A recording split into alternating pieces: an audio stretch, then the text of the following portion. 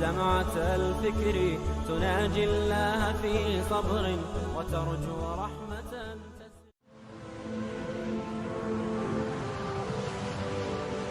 حضرت عمر رضی اللہ تعالیٰ عنہ جب ایمان لائے تو آپ نے ایک ایک کافر کے گھر کے دروازے پہ کھڑے ہو کے کہا کہ تم کمزوروں کو مارتے تھے، میں تمہیں بتانے آیا ہوں میں محمد عربی کا نوکر بن گیا.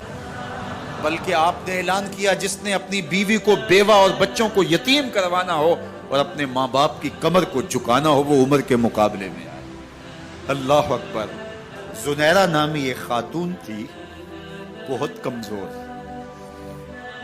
راوی کہتا ہے کہ اس کی ہڈیوں میں گودا نہیں تھا، عشق رسول تھا، اور اس کا ظالم آقا اس کو مارتا ہے، اور جب مار مار کے تھک جاتا ہے ادھر سے عمر آ رہے ہیں. یہ اسلام لانے کی پہلے کی کہانی ہے. ادھر سے عمر آ رہے ہیں تو اس نے کہا عمر تم جوان آدمی ہو تو یہ چھوڑتی نہیں ہے اپنے نبی کا نام، ذرا تم آؤ.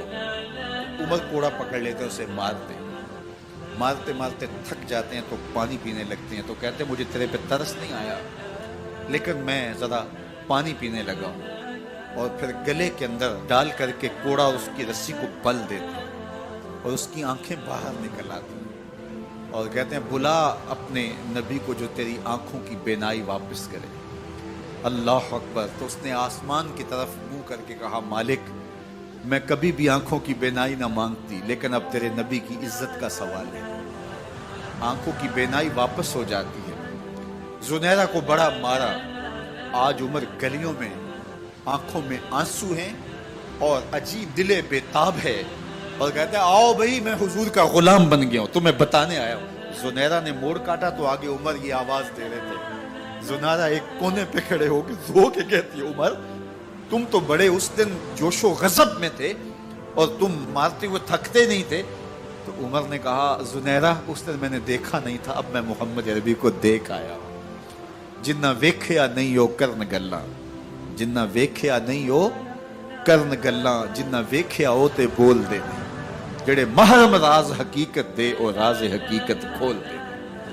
تو حضرت عمر رضی اللہ تعالیٰ عنہ ایمان لائے. حضرت عبداللہ ابن مسعود رضی اللہ تعالیٰ عنہ فرماتے ہیں کہ حضرت عمر کا ایمان لانا مسلمانوں کے لیے عزت کا سبب تھا. ان کا ہجرت کرنا مسلمانوں کی نصرت تھی اور ان کی خلافت مسلمانوں کے لیے رحمت. حضرت عمر رضی اللہ تعالی عنہ وہ ہیں کہ میرے حضور نے فرمایا لوگوں جب نیک لوگوں کا ذکر کرو تو میرے عمر کا تذکرہ ضرور کیا کرو. میرا عمر وہ ہے کہ جب وہ ایک سمت سے آ رہا ہو، ایک گلی اور بازار سے آ رہا ہو تو شیطان بھی آ رہا ہو عمر کو دیکھ کے راستہ تبدیل کر لیتا ہے. حضرت عمر رضی اللہ تعالی عنہ کی طبیعت کے اندر جو جاہ و جلال تھا، طبیعت کے اندر جو سختی تھی وہ اسلام کے اندر آ کر بھی قائم رہی. اور آپ نے وہی سختی، وہی جاہ و جلال جو پہلے مسلمانوں کے خلاف تھا اب کفار کے خلاف، منافقین کے خلاف حضرت عمر کی طبیعت کے اندر وہ جوش و خروش بدستور موجود ہے. لیکن جس دن آپ خلیفہ بنے تو اس دن آپ نے ممبر پہ چڑھ کے جو خطبہ دیا اس میں کہا لوگوں میں سخت اس لیے تھا کہ رسول اللہ نرم تھے، پھر میں سخت اس لیے تھا کہ حضرت ابو بکر صدیق نرم تھے، اب میں تخت خلافت پہ بیٹھا ہوں، اب میری سختی جو ہے وہ نرمی میں تبدیل ہو گئی. صرف فاسقوں، فاجروں اور باغیوں کے لیے میں سخت ہوں، باقی تمہارے لیے نرم ہوں. سب سے کم جو تنخواہ بیت المال سے اگر کسی وجود نے لی ہے تو وہ حضرت عمر رضی اللہ تعالیٰ نے صرف 2 جوڑے لیتے تھے سال میں. اور راوی کہتا ہے کہ میں نے دیکھا ہے کہ اس میں بھی 17 پیوند لگے ہوتے تھے. حضرت عمر رضی اللہ تعالیٰ عنہ کا طرز زندگی، آپ کا انداز معاشرت اور آپ کا انداز خلافت، ہر لمحہ آپ کی زندگی کا اٹھا کے دیکھیے کتنی مرتبہ قرآن حضرت عمر کی رائے کے مطابق نازل ہے. اللہ تعالیٰ جل شانہ نے ان کو صاحب الہام بنایا تھا. ہر امت میں کوئی صاحب الہام ہوتا ہے، حضور کی امت کا صاحب الہام حضرت عمر رضی اللہ تعالیٰ، اور آقا کریم نے انہیں اپنا وزیر قرار دیا. فرمایا میرے 2 وزیر آسمانوں میں ہیں، 2 وزیر زمینوں میں ہیں.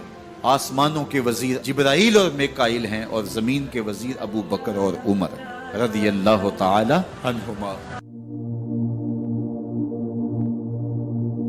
ایک دن حضرت عمر بیٹھ کے رو رہے تھے تو کسی نے کہا حضرت رو کیوں رہے ہیں؟ فرمایا کہ میں اس لیے رو رہا ہوں کہ فلاں پل سے بکریاں گزری ہیں، تو پل کے اندر شکستگی تھی، ٹوٹا ہوا تھا پل درمیان میں، اس میں ایک بکری کی ٹانگ ٹوٹ گئی ہے، تو میں ڈرتا ہوں کہ میرا رب یہ نہ پوچھے کہ عمر تو نے پل صحیح تعمیر نہیں کروائے تھے کہ ایک بکری کی ٹانگ کیوں ٹوٹی ہے۔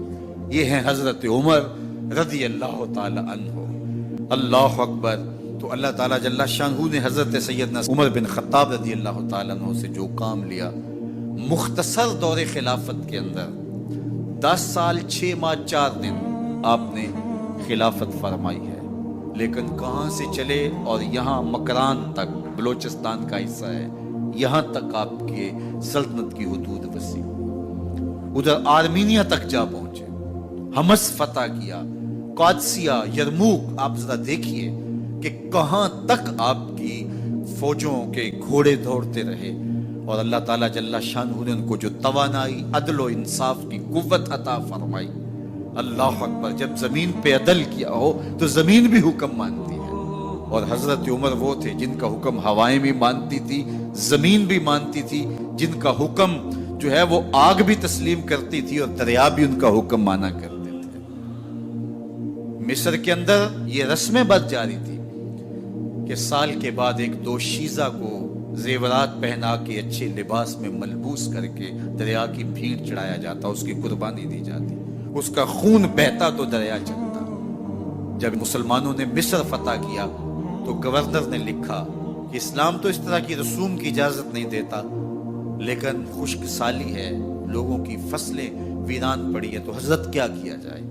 تو حضرت عمر رضی اللہ تعالیٰ عنہ کاغذ کے ٹکڑے پہ لکھتے ہیں بسم اللہ الرحمن الرحیم، مصر کے نیل کی جانب عمر کا خط لکھتے ہیں، اے نیل اگر تو اللہ کے حکم سے چلا کرتا ہے تو چل، ورنہ ہمیں تیرے چلنے کی کوئی حاجت نہیں۔ اور قاصد کو کہا یہ خط لے جاؤ اور جا کے دریائے نیل میں پھینک دو۔ قاصد جا کے خط دریائے نیل میں پھینک دیتا ہے، پانی آتا ہے، ایسا دریائے نیل چلا 14 صدیاں ہوئی ہیں آج تک کبھی بند ہی نہیں ہوا۔ دریا حکم مانتے، آگ نکلتی ہے۔ لوگ حضرت عمر رضی اللہ تعالی عنہ کے پاس آئے، حضرت لاوا پھوٹا ہے، آگ نکل رہی ہے اور مدینے کی طرف بڑھ رہی ہے، اب کیا کیا جائے؟ فائر بریگیڈ تو زمانے میں تھی نہیں۔ عمر نے اپنی قمیض اتاری، جس قمیض پہ 17 پیوند لگے ہوئے تھے چمڑے کے، کہا یہ قمیض لے جاؤ، جدھر آگ بڑھ رہی ہے آگے ڈھالنا، آگ پیچھے بھاگ جائے گی۔ زلزلہ آتا ہے تو زمین پہ دہرا مارتے ہیں، زمین رک جا، کیا عمر نے تیری چھاتی پہ عدل نہیں کیا ہے؟ تو یہ عمر ہیں رضی اللہ تعالی عنہ کہ جن کے انصاف کی وجہ سے، جن کے عدل کی وجہ سے اللہ تعالیٰ کی رحمات، اس کی برکات کا نزول ہوتا تھا، اور اللہ تعالیٰ نے مسلمانوں کو وہ آبرومند حکومت دی۔ کائنات کی تاریخ کے اندر ایسی حکومت آپ نے نہیں دیکھی ہوگی جو حضرت عمر نے حکومت کی ہے۔ اللہ اکبر۔ فرمایا فرات کے کنارے پہ ایک کتا بھی پیاسا مر گیا تو اس کا حساب بھی عمر سے ہوگا۔ باہر سے سفیر آتا ہے اور آ کے پوچھتا ہے کہ میں امیر المومنین کے، مسلمانوں کے حکمران کے محل میں جانا ہے، تو وہ مسکرا کے کہتے ہیں ہمارے امیر کا تو کوئی محل نہیں ہے۔ کہا کہاں ہے تمہارا امیر؟ کہا مسجد نبوی میں ہوگا یا بیت المال کی اونٹوں کی دیکھ بھال میں لگا ہوگا۔ وہ جب گئے تو مسجد میں نہیں ہے، اللہ اکبر، وہاں گئے تو وہاں بھی نہیں ہے۔ پھر کیا دیکھتے ہیں کہ عمر رضی اللہ تعالی عنہ جنت البقیع کے پاس ایک درخت کے نیچے اینٹ کا سرانہ رکھ کے سوئے ہوئے، تو اس نے کہا عمر تو نے عدل کیا ہے، تجھے کچی اینٹ پہ بھی نیند آ گئی۔ ہمارے حکمرانوں نے انصاف نہیں کیا اور وہ بند اور محفوظ کمروں کے اندر بھی سکون اور چین کی نہیں سو سکتے۔ حضرت سیدنا عمر رضی اللہ تعالیٰ عنہ نے اس طرح ان امور سلطنت نبھائے۔ آپ دن کو لوگوں کی دیکھ بھالی کرتے، لوگوں کی ضروریات سنتے سمجھتے، اور جب رات پڑتی لوگ سو جاتے، عمر مدینے کی گلیوں میں پہرا دیتے۔ کائنات نے کوئی ایسا بھی حکمران دیکھا ہوگا؟ اللہ اکبر۔ وہ مجاہد جو مختلف محاذات پہ گئے ہوئے ہوتے، ان کے گھروں کی دیکھ بھالی کرتے، ان کی ضروریات کا خیال رکھتے، ان کی آبرو کا پہرا دیتے۔ راتوں کی تنہائیوں کے اندر حضرت عمر اٹھتے اور جا کے گشت کرتے، چکر لگاتے، دیکھتے کوئی آنکھ پر نم نہ ہو، مفلس